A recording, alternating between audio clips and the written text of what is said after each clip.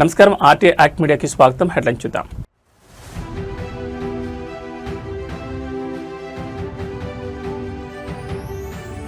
ముఖ్యమంత్రి రేవంత్ రెడ్డి సభలో తీవ్ర ఉద్రిక్తత. సీఎంఓ సెక్యూరిటీపై నల్గొండ మేయర్ దాడి.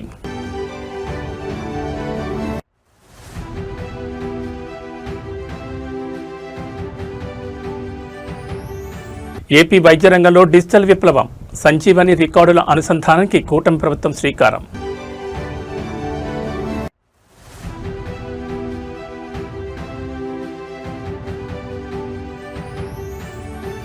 చిన్నారుల పెంపకం కేవలం అమ్మ బాధ్యతే కాదు, తండ్రులు భాగస్వాములు కావాలన్న సీఎం చంద్రబాబు.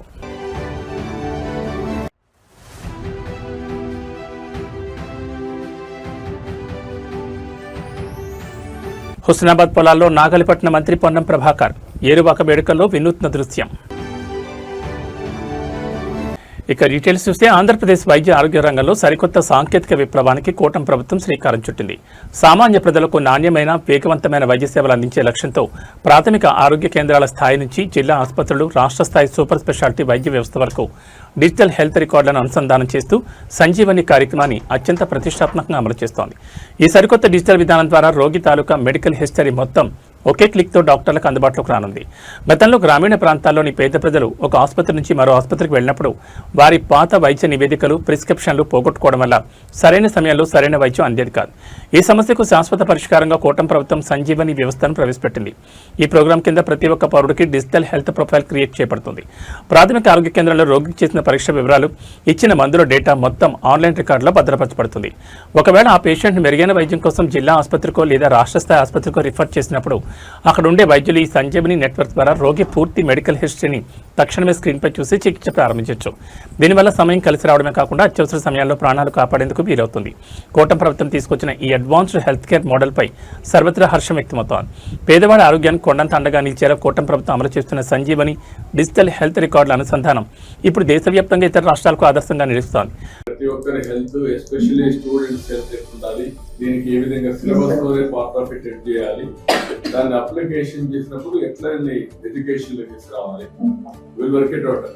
నాకు ఒక ఐడియా వచ్చింది, వర్కౌట్ చేయాలి. ఓకే పిల్లలు, good, very nice. All the best. మళ్ళీ మామూలు దొరుకుతుంది.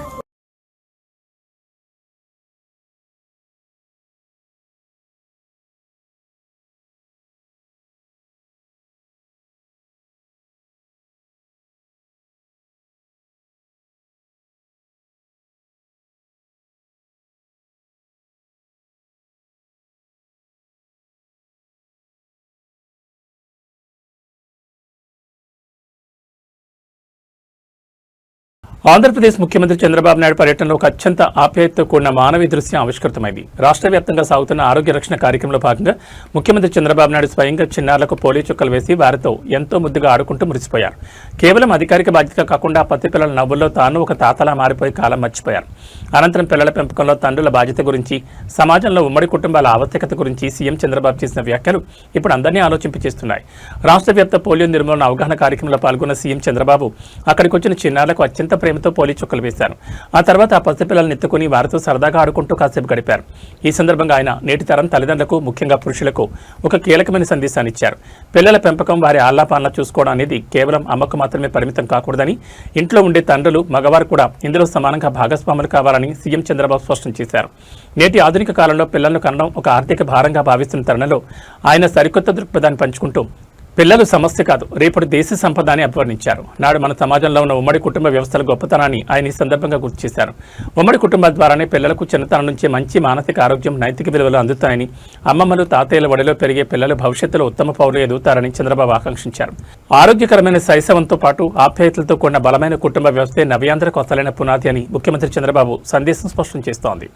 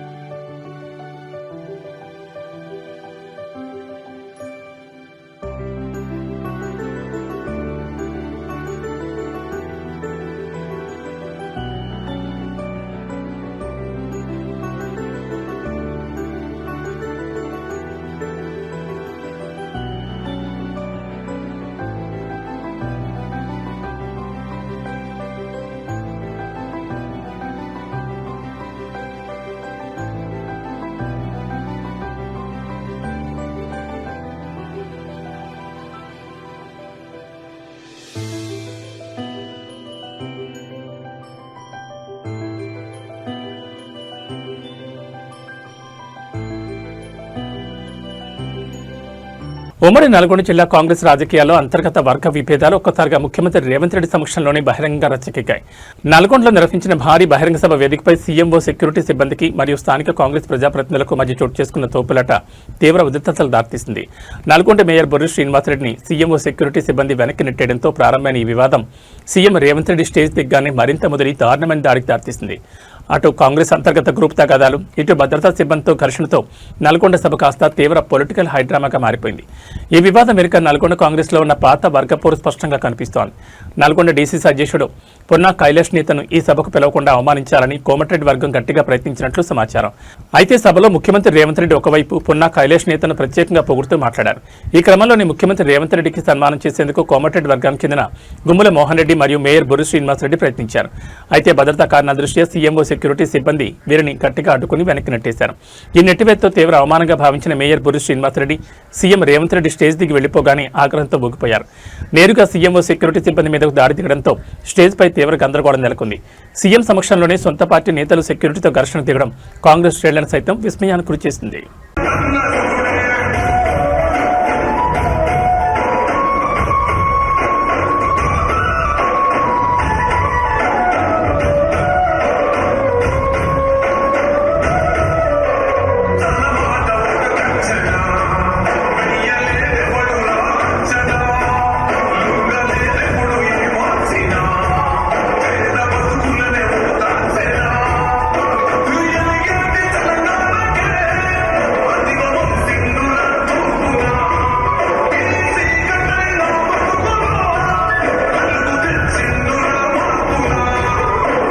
తెలంగాణ వ్యవసాయ కాలానికి తొలి అడుగు అన్నదాతల పండగ ఏరువాక పౌర్ణమి వేడుకలు రాష్ట్ర వ్యాప్తంగా ఘనంగా జరుగుతున్నాయి. ఈ క్రమంలోనే సిద్దిపేట జిల్లా హుస్నాబాద్ నియోజకవర్గంలో ఒక అద్భుతమైన క్షేత్రస్థాయి దృశ్యం ఆవిష్కృతమైంది. రాష్ట్ర రవాణా బీసీ సంక్షేమ శాఖ మంత్రి పొన్నం ప్రభాకర్ ఏరువాక పౌర్ణమిని పురస్కరించుకుని స్వయంగా పొలంలో దిగారు. హుస్నాబాద్ నియోజకవర్గ పరిధిలోని ఒక వ్యవసాయ క్షేత్రంలో స్థానిక రైతులతో కలిసి మంత్రి పొన్నం ప్రభాకర్ నాకాలు పట్టి ఎడ్లను తొలుతూ దుక్కిదున్నారు. అనంతరం సాంప్రదాయ పద్ధతిలో భూమిపుత్రులతో కలిసి విత్తనాలు చల్లి ఈ ఏడాది వానాకాలం సాగు పనులను అధికారికంగా ప్రారంభించారు. వానాకాలం పంటల సాగు ప్రారంభానికి సూచకగా జరుపుకునే ఏరువాక పౌర్ణమి వేడుకలను హుస్నాబాద్ నియోజకవర్గంలో వైభవంగా నిర్వహించారు. ఈ వేడుకల్లో పాల్గొన్న మంత్రి పొన్నం ప్రభాకర్ తొలుత వ్యవసాయానికి ఆధారమైన కాడెడ్లను నాగల్ని పూజించి భూమాతకు నమస్కరించారు. అనంతరం ఆయన స్వయంగా ముళ్లకర్ర పట్టి కాడెడ్లను నడిపిస్తూ పొలాన్ని దున్నారు. ముఖానికి బురద అంటుకున్నా లెక్క చేయకుండా సాధారణ రైతులే మారిపోయి తోటి అన్నదాతలతో కలిసి విత్తనాలు చల్లారు. ఈ సందర్భంగా మంత్రి మాట్లాడుతూ ఈ వానాకాలం సీజన్లో రైతులకు ఎలాంటి ఇబ్బందులు కలగకుండా చూసేందుకు ప్రజాప్రభుత్వం అన్ని ఏర్పాట్లు చేస్తుందని స్పష్టం చేశారు. సకాలంలో నాణ్యమైన విత్తనాలు, ఎరువులను అందుబాటులో ఉంచామని, కరెంటు సరఫరాలో ఎలాంటి అంతరాయం లేకుండా చూస్తామని హామీ ఇచ్చారు. క్షేత్రస్థాయిలో రైతుల కష్టసుఖాలు తెలిసిన ప్రభుత్వం కాబట్టి తాము ఎల్లప్పుడూ అన్నదాతల పక్షాన్ని నిలబడి వ్యవసాయాన్ని పండగలా మారుస్తున్నామని మంత్రి పొన్నం ప్రభాకర్ పునరుద్ధరించారు. మంత్రి స్వయంగా పొలంలోకి రావడంతో హుస్నాబాద్ రైతుల్లో సరికొత్త ఉత్సాహం వ్యక్తమైంది. ఈరోజు ఏరువాక పౌర్ణమి వ్యవసాయ ప్రారంభ దినం. తెలంగాణలో సమృద్ధి వర్షాలు పడి రైతులందరూ కూడా మంచి పాడి పంటలు వేసుకొని ఆయుర ఆరోగ్యాలతో ఉండాలని ఆ భూమాతను ప్రార్థిస్తూ ఈరోజు మరి కోహెడ మండలం ఇక్కడ కూరెళ్ల గ్రామం లోపల గ్రామ సర్పంచ్ ఇతర మండల పెద్దలందరి సమక్షం లోపల వ్యవసాయ కార్యక్రమాన్ని వ్యవసాయాధికారుల సమక్షంలో లాంఛనంగా ప్రారంభించడం. తెలంగాణ ప్రభుత్వం పక్షాన రైతులందరికీ శుభాకాంక్షలు. ఈ సీజన్లో మీకు సంబంధించి అన్ని పంటలు సమృద్ధిగా ఎటువంటి క్రిములు కీటకాలు లేకుండా మంచి ఉత్పత్తి వచ్చి ఆర్థికంగా మంచి రాబడి వచ్చే విధంగా ఉండాలని ఆ భగవంతుని ప్రార్థిస్తూ అందరికీ కూడా ఏరువాక ఈ వ్యవసాయ ప్రారంభ దినోత్సవ శుభాకాంక్షలు. రైతులందరికీ కూడా రైతే దేశానికి వెన్నెముక. రైతు సంక్షేమం కోసం తప్పకుండా మా ప్రభుత్వం కట్టుబడి ఉంటుంది. రైతు సంక్షేమం దిశలోనే పనిచేస్తామనే మాట మరొక్కసారి తెలియజేస్తూ అందరికీ నా హృదయపూర్వకంగా ఏరువాక పౌర్ణమి శుభాకాంక్షలు. అంతర్జాతీయ దౌత్య రంగంలో భారత కీర్తి కిరీటంలో మరొక చారిత్రాత్మక మైలురాయి చేరింది. హిందూ మహాసముద్ర ప్రాంతంలో వ్యూహాత్మకంగా అత్యంత కీలకమైన సెషెల్స్ దేశ జాతీయ దినోత్సవ వేడుకల్లో భారత ప్రధాని నరేంద్ర మోడీ పాల్గొని సరికొత్త చరిత్ర సృష్టించారు. సెషెల్స్ దేశ స్వాతంత్ర స్వర్ణోత్సవ 50 ఏళ్ల సంబరాలను పురస్కరించుకుని నిర్వహించిన ఈ వేడుకలకు ప్రధాని మోడీ ముఖ్య గౌరవ అతిథిగా హాజరయ్యారు. తద్వారా సెషల్స్ జాతీయ దినోత్సవ వేడుకల్లో పాల్గొన్న మొట్టమొదటి భారత ప్రధానమంత్రిగా మోడీ సరికొత్త రికార్డు నెలకొల్పారు. సెషల్స్ రాజధాని విక్టోరియాలో జరిగిన ఈ స్వాతంత్ర స్వర్ణోత్సవ వేడుకలు అత్యంత వైభవంగా సాగాయి. ఈ వేడుకలకు విశిష్ట అతిథిగా విచ్చేసిన ప్రధాని మోడీకి ఆ దేశ ప్రభుత్వం అత్యున్నత అధికారిక లాంఛనాలతో ఘన స్వాగతం పలికింది. ఈ సందర్భంగా అక్కడ నిర్వహించిన అతిపెద్ద మిలిటరీ పరేడ్లో సరికొత్త దృశ్యం ఆవిష్కృతమైంది. సెషల్స్ సాయుధ దళాలతో పాటు భారతదేశానికి చెందిన సాయుధ దళాలు మరియు నౌకాదళ ప్రత్యేక బృందాలు ఈ భారీ కవాతులో పాల్గొన్నాయి. భారత సైనికులు తమ గంభీరమైన మార్చ్ ఫాస్ట్తో పరేడ్ గ్రౌండ్స్లో ప్రత్యేక ఆకర్షణగా నిలిచారు. ప్రధాని మోడీ సమక్షంలో భారత రక్షణ దళాలు అంతర్జాతీయ వేదికపై ఈ స్థాయిలో విన్యాసాలు చేయడం ద్వైపాక్షిక సంబంధాల్లో ఒక మైలురాయిగా నిలిచిపోనుంది. హిందూ మహాసముద్ర ప్రాంతంలో భద్రత, సాగర తీర రక్షణ మరియు పరస్పర సహకారాన్ని పటిష్టం చేసుకోవడంలో ఈ పర్యటన అత్యంత కీలకమైందని అంతర్జాతీయ దౌత్య నిపుణులు విశ్లేషిస్తున్నారు. సెషల్స్ జాతీయ వేడుకల్లో ప్రధాని మోడీ చారిత్రాత్మక భాగస్వామ్యం మరియు భారత సాయుధ దళాల విన్యాసాలు ఇప్పుడు ప్రపంచవ్యాప్తంగా అంతర్జాతీయ మీడియాలో ప్రముఖంగా ట్రెండ్ అవుతున్నాయి.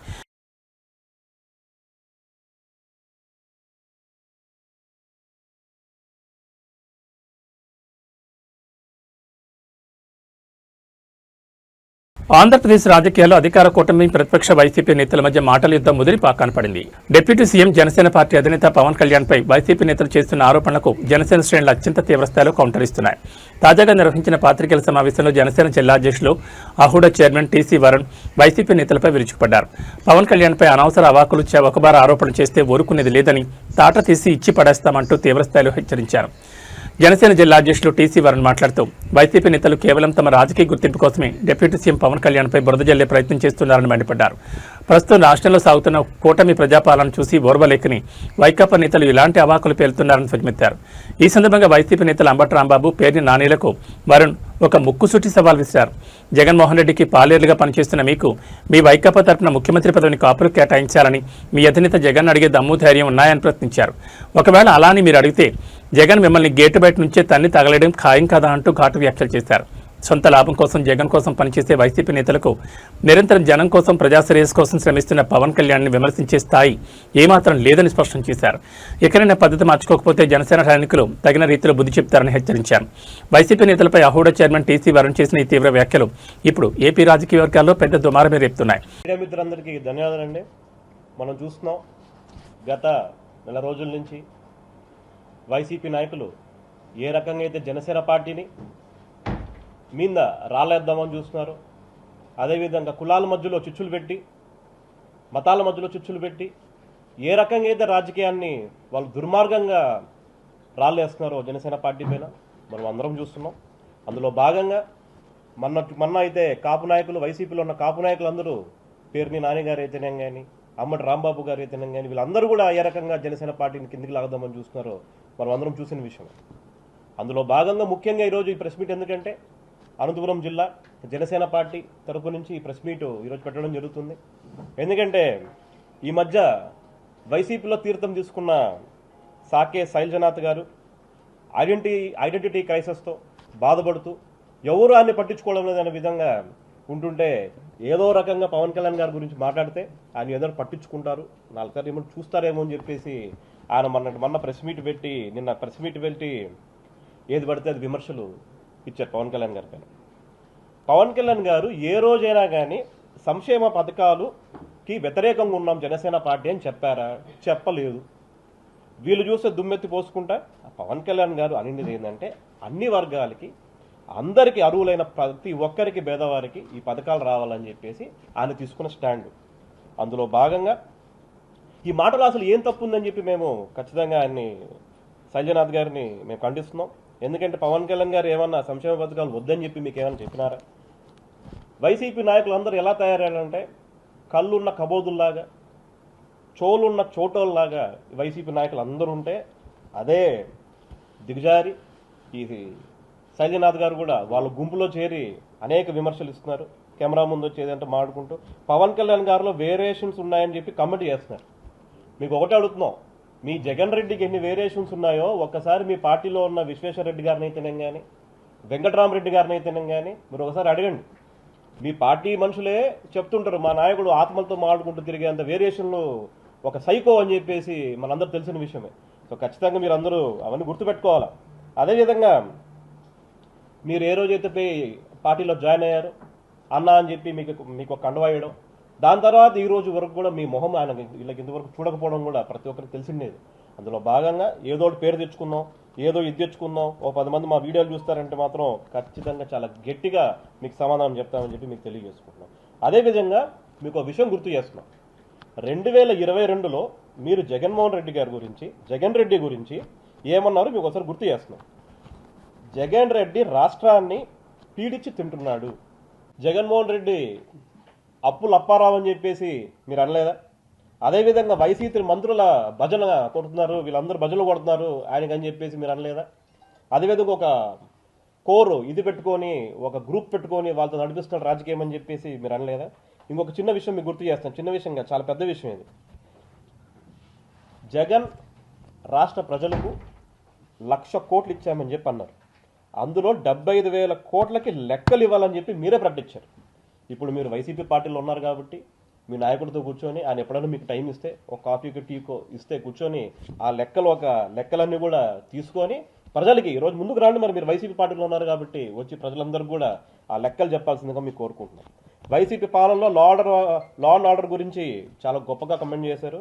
అదే మీరు ఒకే ఒక మాట అన్నారు ఇంతకుముందు, రాష్ట్రంలో ఎక్కడ అత్యాచారం జరిగినా వాళ్ళకి జగన్ రెడ్డి అండ్ బ్యాచ్ ఒక రేటు కడతారని చెప్పి మీరు చెప్పినారా లేదా అని చెప్పి మేమందరం ఈరోజు ఇక్కడి నుంచి ప్రశ్నిస్తున్నాం. చెప్పిన మీరు ఈరోజు కూడా వెళ్ళి వైసీపీ పార్టీలు ఉన్నారు కాబట్టి ఏ అరాచకాలకి ఎంత రేటు కట్టాడు, ఏ దానికి ఎంత డబ్బులు తీసుకున్నారు కూడా ఆ లెక్కలను కూడా. ఆంధ్రప్రదేశ్ ప్రభుత్వ వైద్య ఆరోగ్యానికి సంబంధించి అత్యంత ఆందోళనకరమైన విస్మయపరిచే క్షేత్రస్థాయి వాస్తవాలు వెలుగు చూశాయి.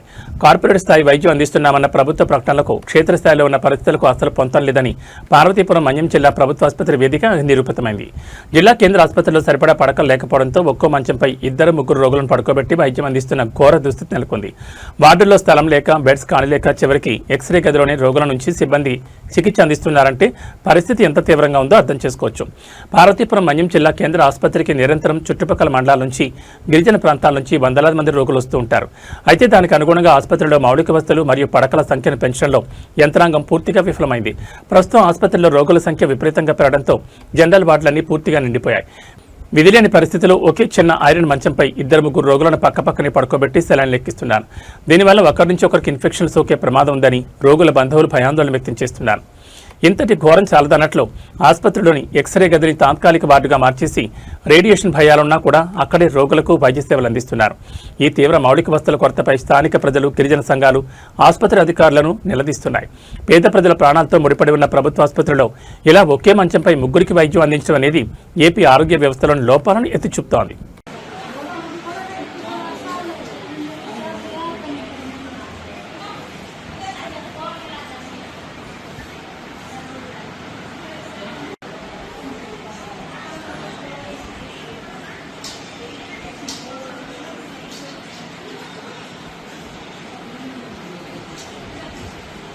భాగ్యనగరంలో మరోసారి అగ్ని ప్రమాదం కలకలం రేపింది. హైదరాబాద్ ఐటీ కారిడార్కు అత్యంత సమీపంలో ఉండే కూకట్పల్లి పరిధిలో భారీ ప్రమాదం చోటు చేసుకుంది.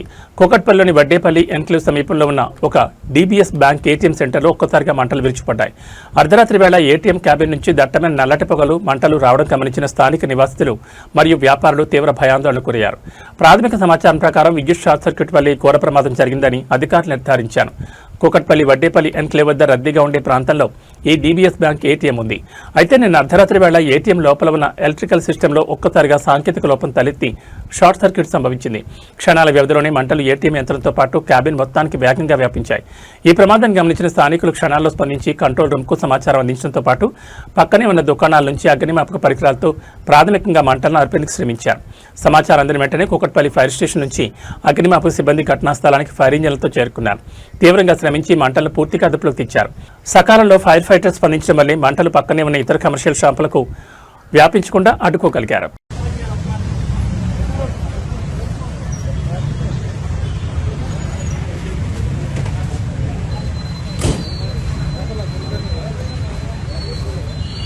తీవ్రమైన ప్రకృతి విపత్తులు సంభవించినప్పుడు ప్రభుత్వ విభాగాలు ఎంత వేగంగా స్పందించగలవో నిరూపించే ఒక అద్భుతమైన ఘటన సూర్యాపేట జిల్లాలో వెలుగుచూసింది. ఈదురుగాలులు భారీ తుఫాన్ తాకిడికి సూర్యాపేట సర్కిల్ పరిధిలోని ఆత్మకూరు సెక్షన్లో విద్యుత్ సరఫరా వ్యవస్థ పూర్తిగా కుప్పకూలింది. ఏకంగా 47 విద్యుత్ స్తంభాలు ధ్వంసమవడంతో తల్లాసింగారం ఫీడర్ పరిధిలోని గ్రామాలు చీకట్లోకి వెళ్లాయి. అయితే వినియోగదారుల కష్టాలను చూస్తూ ఊరుకొని టీజీఎస్పీ, డీసీఎల్ ఉన్నతాధికారులు మరియు సిబ్బంది ప్రాణాలకు తెగించి రాత్రింబవళ్లు క్షేత్రస్థాయిలో చేసిన పోరాటం ఇప్పుడు రాష్ట్ర వ్యాప్తంగా ప్రశంసలు అందుకుంటోంది. గత జూన్ 26వ తేదీన కురిసిన భారీ వర్షం మరియు ఎదురుగాలుల దాటికి సూర్యాపేట సర్కిల్ ఆత్మకూరు సెక్షన్ పరిధిలోని 33 kV తల్లాసింగారం ఫీడర్ తీవ్రంగా దెబ్బతింది. లైన్ల పర్యవేక్షణలో ఏకంగా 15 విద్యుత్ స్తంభాలు నేలమట్టమవగా మరో 32 స్తంభాలు ప్రమాదకరంగా పక్కకు ఒరిగిపోయాయి. భారీ నెట్వర్క్ దెబ్బతినడంతో విద్యుత్ పునరుద్ధరణకు రోజులు పడుతుందని అందరూ భావించారు. కానీ సూర్యాపేట సూపరింటెండెంట్ ఇంజనీర్ స్వయంగా రంగాలకు దిగి తన సిబ్బందిని మరియు కాంట్రాక్టర్ల బృందాలను ఏకతాటిపెక్కించారు. ఏమాత్రం ఆలస్యం చేయకుండా జూన్ 26 నుంచే యుద్ధ ప్రాతిపదికన పనులను ప్రారంభించారు. బురద వర్షాన్ని సైతం లెక్క చేయకుండా క్రేన్లు, భారీ యంత్రాల సహాయంతో విరిగిపోయిన 15 కొత్త స్తంభాలను అమర్చారు. అలాగే ఒరిగిపోయిన 32 స్తంభాలను నిటారుగా నిలబెట్టి హై వోల్టేజ్ వైరింగ్ నెట్వర్క్ ను పునర్నిర్మించారు. వినియోగదారులకు అంతరాయం లేని నాణ్యమైన విద్యుత్ అందించడమే లక్ష్యంగా సూర్యాపేట ఎస్సీ మరియు వారి టీం చేసిన ఈ అసాధారణ కృషిని సామాజిక మాధ్యమాల్లో నెటిజన్లు కొనియాడుతున్నారు.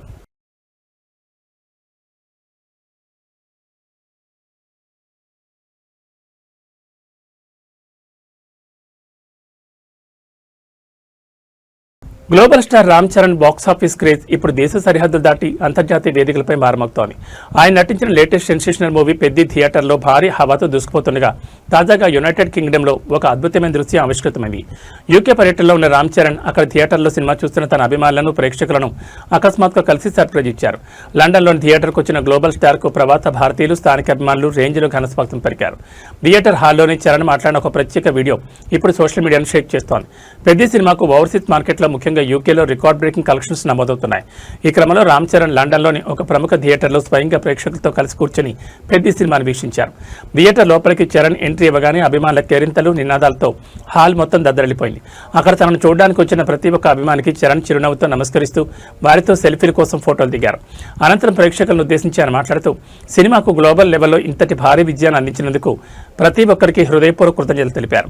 ఇదిలా ఉంటే థియేటర్లో రచ్చలేపుతున్న ఈ చిత్రం డిజిటల్ ఓటీటీ ఎంట్రీ కూడా సమయం ఆసన్నమైంది. ప్రముఖ ఓటీటీ ప్లాట్ఫామ్ నెట్ఫ్లిక్స్ లో పెద్ద చిత్రం జూలై 2 నుంచి తెలుగు, తమిళం, కన్నడ, మలయాళం వంటి దక్షిణాది భాషల్లో గ్రాండ్ గా స్ట్రీమింగ్ కానుందని సమాచారం. ఇక నార్త్ బెల్ట్ ప్రేక్షకుల కోసం జూలై 30 నుంచి ఈ చిత్రం హిందీ వర్షన్ నెట్ఫ్లిక్స్ లో అందుబాటులోకి రానుంది.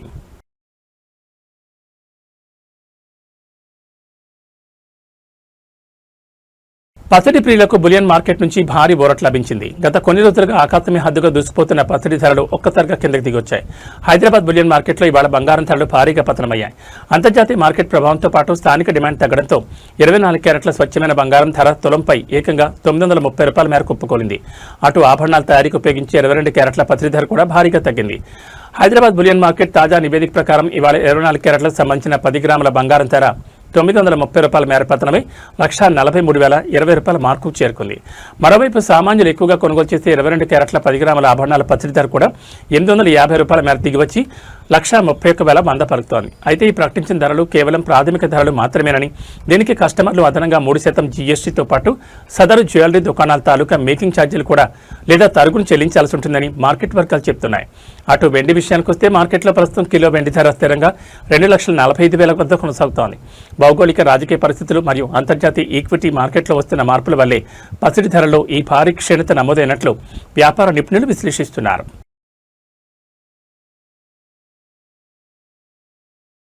తెలుగు రాష్ట్రాల్లో రుతుపవనాలు తీవ్ర రూపం దాల్చాయి. ఆంధ్రప్రదేశ్ మరియు తెలంగాణ వ్యాప్తంగా విస్తారంగా వర్షాలు కురుస్తుండటంతో వాతావరణ శాఖ అత్యంత కీలకమైన తాజా హెచ్చరికలు జారీ చేసింది. ఇవాళ తెలంగాణలోని పలు జిల్లాల్లో ఉరుములు, మెరుపులతో కూడిన అత్యంత భారీ వర్షాలు పడే అవకాశం ఉందని ఐఎండీ వెల్లడించింది. తీవ్రమైన వాతావరణ పరిస్థితుల నేపథ్యంలో పలు ప్రాంతాలకు ఎల్లో అలర్ట్ కూడా జారీ చేసింది. అటు ఆంధ్రప్రదేశ్లోనూ రాగల గంటల్లో మోస్తరు నుంచి భారీ వర్షాలు కురిసే ప్రమాదం ఉందని విపత్తుల నిర్వహణ సంస్థ స్పష్టం చేసింది. వాతావరణ కేంద్రం నివేదిక ప్రకారం ఇవాళ ముఖ్యంగా తెలంగాణలోని ఉత్తర మరియు తూర్పు జిల్లాలపై వర్షాల ప్రభావం తీవ్రంగా ఉండనుంది. ఆదిలాబాద్, కొమరంభీం, ఆసిఫాబాద్, నిర్మల్, మంచిర్యాల, జగిత్యాల, మెదక్, సంగారెడ్డి, కామారెడ్డితో పాటు సూర్యాపేట, ములుగు, భద్రాద్రి కొత్తగూడెం జిల్లాలో భారీ వర్షాలు కురిసే ఛాన్స్ ఉంది.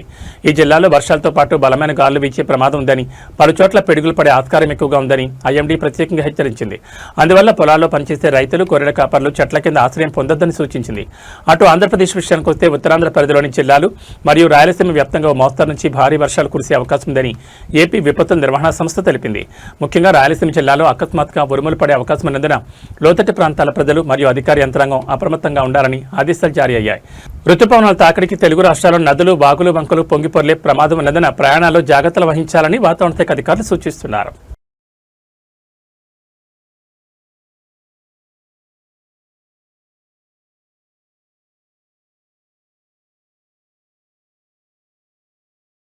ఏబీ బులెటిన్ విశేషాలు మరో బులెటిన్లో మళ్ళీ కలుసుకుందాం. నమస్కారం.